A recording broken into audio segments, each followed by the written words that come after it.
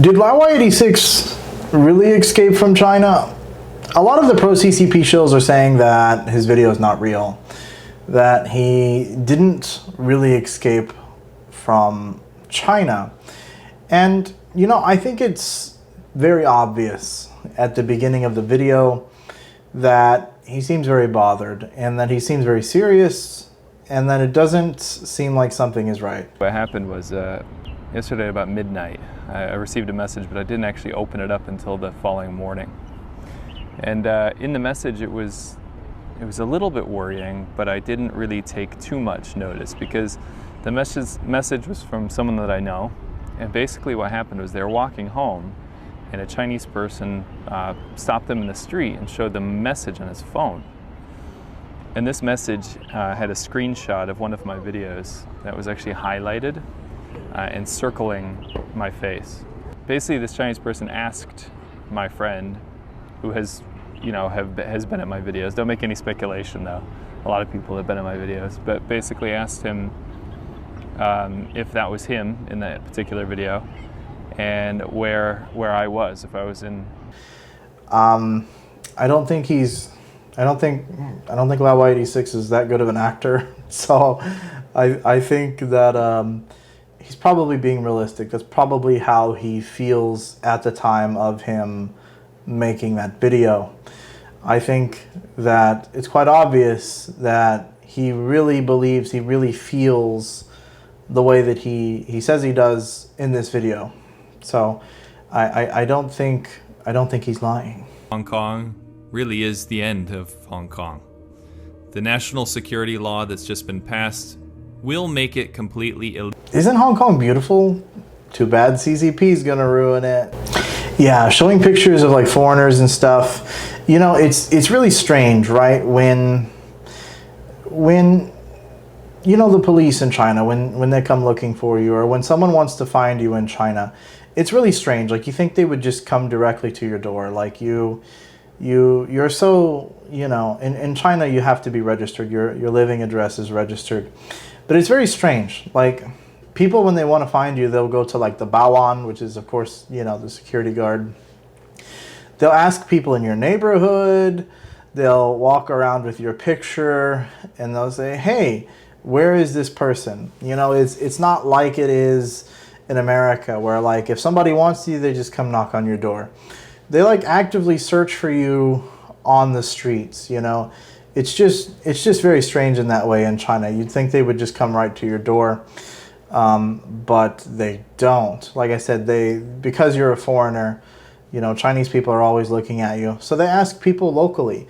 And so I would say from the cases of people that I know that have had the police come to them or maybe the authorities contact them, it sounds very normal actually that these people are you know, a lot of times either picked up in public or the people that live in their apartment, maybe not snitch on them, but just tell that, yeah, that foreigner lives there, right? I think that's very common. I don't think that's something that Laowhy86, you know, C-Milk would lie about. That sounds, you know, very on base. It sounds very correct. The other thing is that like a lot of Chinese people are really paranoid about foreigners, right?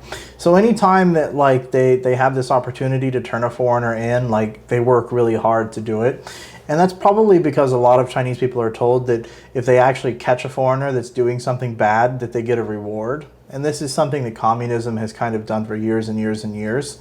So a lot of people are very skeptical. It's not uncommon to see some like evil uncle guy with his hands behind his back just staring at you like you stole something. I don't know how many times I've looked back at them and said, what are you doing? Leave me alone. You know, people are just very paranoid of foreigners.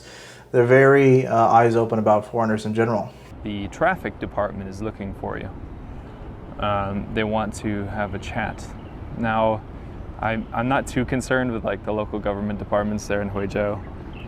The traffic department's probably a little bit angry that I'm still riding a motorcycle around in the city that has banned motorcycles. And in fact, I'm almost 100% sure that was the case.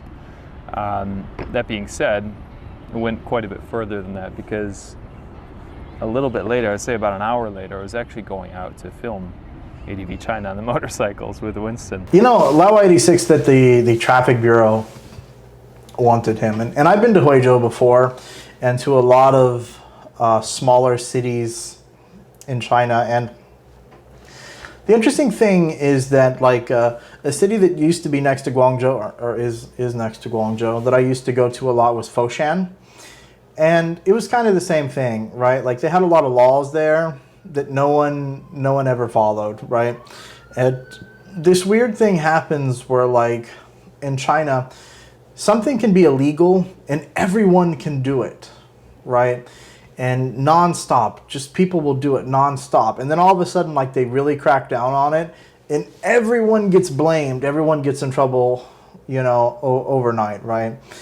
And so as a foreigner, like if you do this kind of thing too, you're probably quite a bit more likely to get in trouble or to get blamed for something, even though there's going to be millions of Chinese people that are, of course, doing the exact same thing, you know. It's just very common, especially with traffic and motorbikes and things like that. I don't know how many foreigners have, you know, been in trouble for like traffic bullshit in China, you know, because again, the standards are not the same for foreigners as they are for Chinese people, really. I received a message from an anonymous Chinese person, and I won't say the name that was listed there in case, you know, it's more than an alias, but I highly doubt it. Anyway, long story short, I received this message that had a stipulation, and he wrote, "I don't know you very well, man, but if you promise to delete me and these messages, I will tell you something that you need to know immediately." And my heart was racing a little bit just because it just came right after the other thing. And basically, I agreed to his conditions, and he sent me 3 screenshots of 3 different departments of government that were looking for me.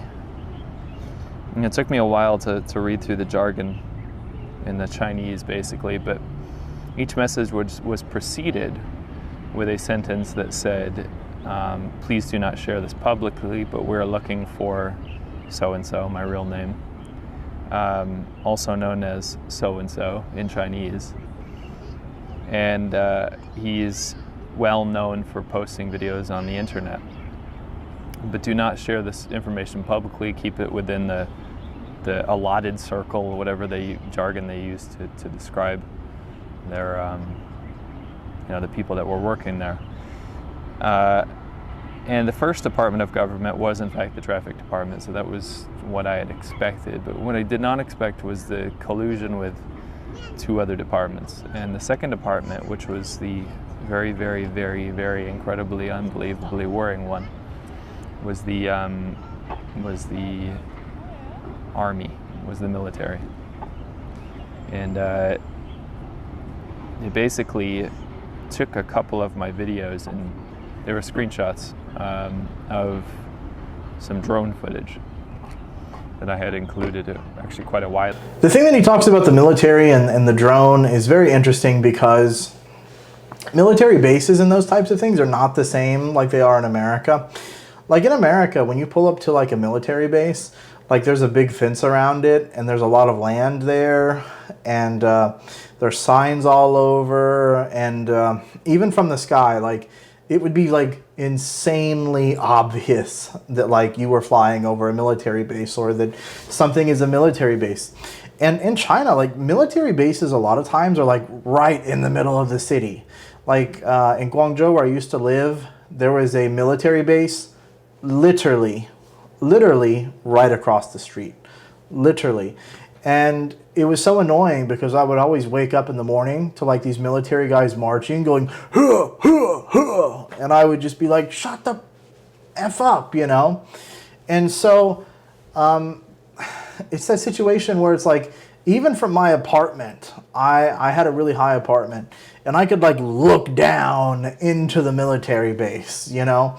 So it's like, actually I flew my drone there quite a bit, and I probably filmed military base illegally too. and just didn't know it, right? Well, I mean, it had to have happened, and I didn't think about it because, again, it's like it's so inconspicuous, right? Like it's not something that's so obvious a lot of times as it is in America.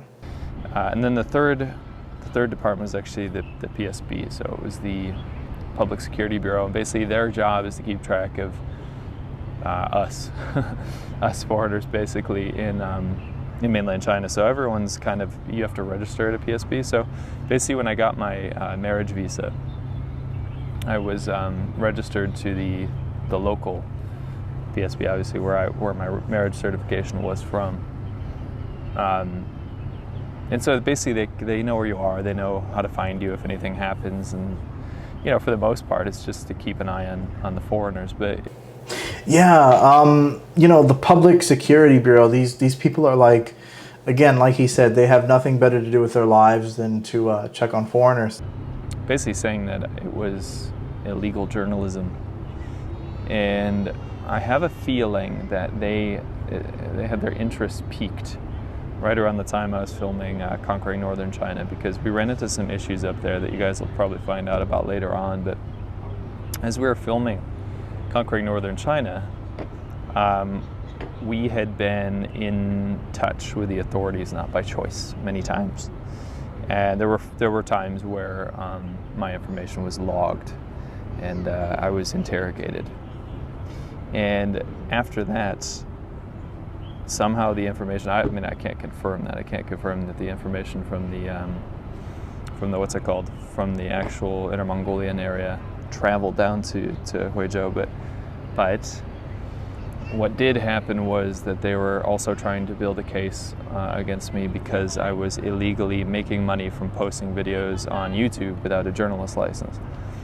Now, in China, it's actually not illegal to film and post online, even if it's like YouTube and stuff like that, but it is illegal to interview people. And the journalism thing in China is very interesting because, you know, like, China is strange. You can walk up to people, film people, you can practically put the camera in their face and nobody cares. You know, you go to like Japan and girls are like, oh my God, you know, but in China, filming in public is like, it's nothing, right? But because you have a communist country, they have these laws where they don't want you to interview people, and because they don't want you to like turn it against them and things like that. And again, I think this is another situation of it's essentially not illegal necessarily until they want it to be illegal, or it's enforced. It's not enforced until they want to enforce it. I think that's the main thing in China, is that there's a lot of things that are illegal that everyone does, and they don't enforce it until they want to enforce it on you, right? And then when they want to enforce it on you, you're standing there like, well, shit, I've been doing this for 10 years in China, 5 years in China, and I've never gotten in trouble. I know a bunch of Chinese people, and that's just the way that it is. They create laws so that they can enforce them on you when they want to enforce them on you. They don't want to be fair about it necessarily. And it's just an excuse, right, that they can put this law on you. And I think that it is very real. A lot of us foreigners do worry about filming in China. We've always worried about filming in China because we knew that there could be repercussions, right, for doing so. Yeah. C-Milk talks about being logged in China and you know, going way up north and those types of things. I think that is the other interesting thing is, again, like in China, as he says, right, you're always logged, right? You're always like, whether you take an airplane or a train or just get a hotel, you're always kind of being followed by a paper trail, right, as a foreigner. And you're always kind of being watched in that sense, right? And it's just, it's kind of a thing that as a person from a Western country is very hard to get used to, because it's very weird to think that they care that much about where you're going, right? Especially when you're taking a train or staying in a 7 days in dumpy hotel, right? It's like, why do they care? You know, it's none of their business. You know, but that's the way China is. But again, even if they have that information, a lot of times they'll just come around your neighborhood looking for you. They won't even go directly to your home. So yeah, I believe Laowhy86. I believe C-Milk. And in this video, really hit home for me, because this video was kind of one of the reasons that I left China, because I was afraid that perhaps I would have this kind of experience in China. You know, there have been a lot of foreigners that have had issues in China, like, you know, what's his name, Wendell Brown, of course, and, you know, they put you in detention, or as we Americans call it, jail. And who knows when you get out and then they deport you. And Sea Milk, of course, has a family, you know, a wife and a child. So I think he made the right decision. And I do believe him. I think that he is being honest, and that's all I can say. Prime in China, like, comment, subscribe. Check out my Patreon page, where I'm going to put some videos up there. And have a good day, guys. Thank you.